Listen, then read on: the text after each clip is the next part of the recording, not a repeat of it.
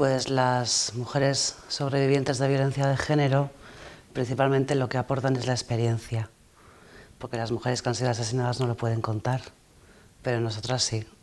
Y como podíamos haber sido nosotras y no somos, pues se nos tiene que escuchar.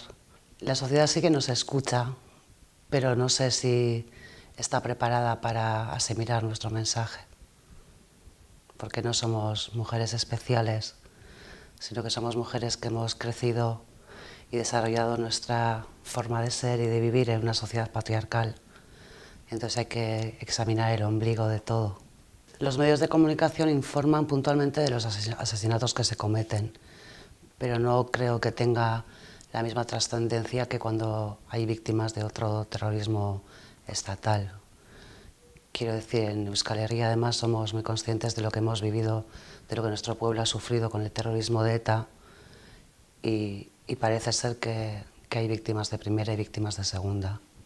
Yo creo que es muy interesante que las mujeres que hemos enfrentado violencia y la hemos superado nos unamos y hablemos de lo que hemos vivido y sobre todo para poder animar a las mujeres que lo están viviendo ahora y que puedan salir de sus casas.